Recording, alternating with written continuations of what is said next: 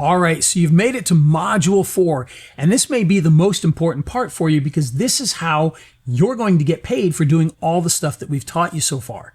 And in this module, we're going to show you 3 different ways that you can get paid for doing this.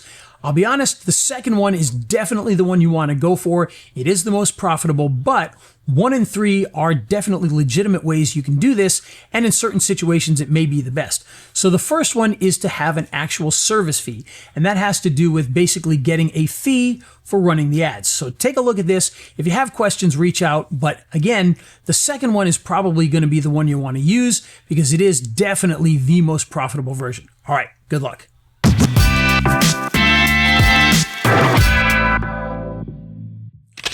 Okay, in this module, we're going to talk about how you charge for running the ads for the businesses that you're working with.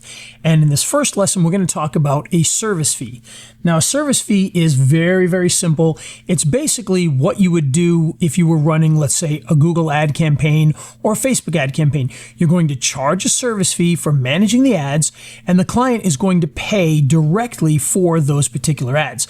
Now, one important thing you've got to understand with this, on this particular one, you must have a card on file from the client because you want them to be charged for the actual ad spend, not you.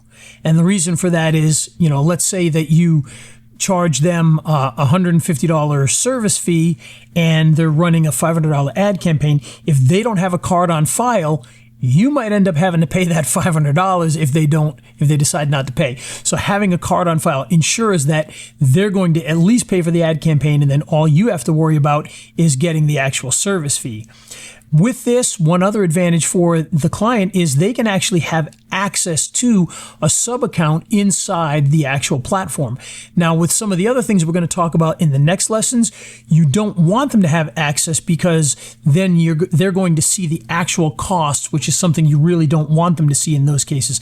In this case, they definitely can do that.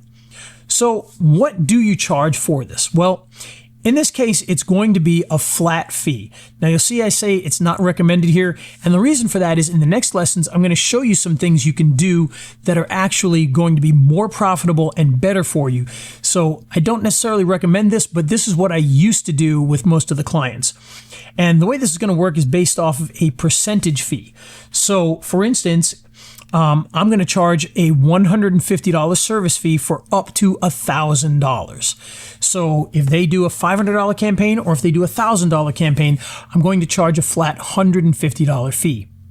If it's over $1,000, I'm then going to charge a 15% fee. So as you can see in the example here, if the client has a $500 budget, the fee is $150. If the client has a $5,000 budget, then your fee is going to be $750, which is 15% of the ad spend.